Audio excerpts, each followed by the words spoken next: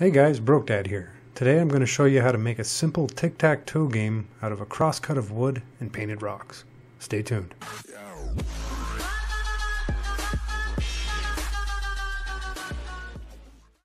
You're going to want to start by collecting rocks that are naturally shaped with flat sides.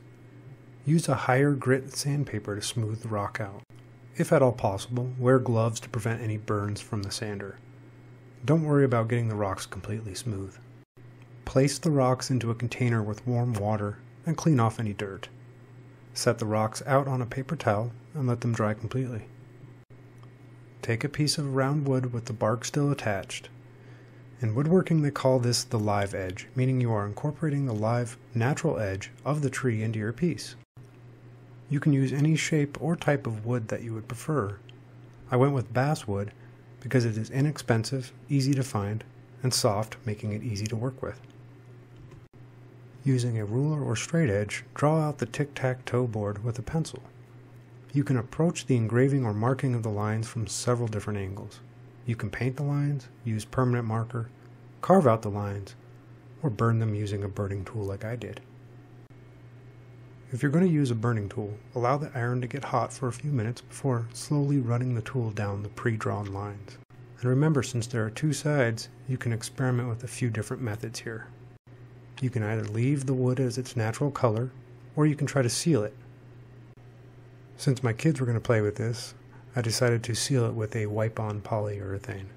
Just be aware that this kind of wood has not been milled, and therefore it is very porous, and it will absorb any product you place on it like a sponge. Since my daughter's nicknames are Cat and Bug, I decided to paint one set of rocks like cats and the other like ladybugs. I painted all the rocks with a black coat using Anita's all-purpose acrylic paint. You can apply this paint with an old rag, a foam brush, or a nylon brush like I did. Just follow the instructions for cleaning by the standards printed on the paint that you choose. To paint the cats, I used a fine art brush and white acrylic paint to paint on the head, ears, eyes, mouth, whiskers, and tail, and the occasional spots. For the ladybugs, I followed up with a coat of red paint that covered most of the rock.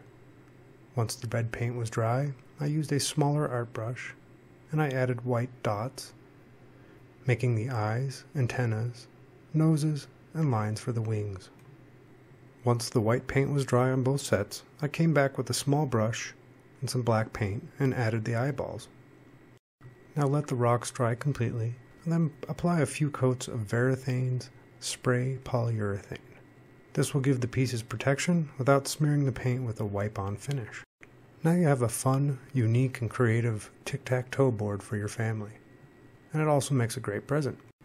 I hope this video has been informative for you, and I'd like to thank you for watching.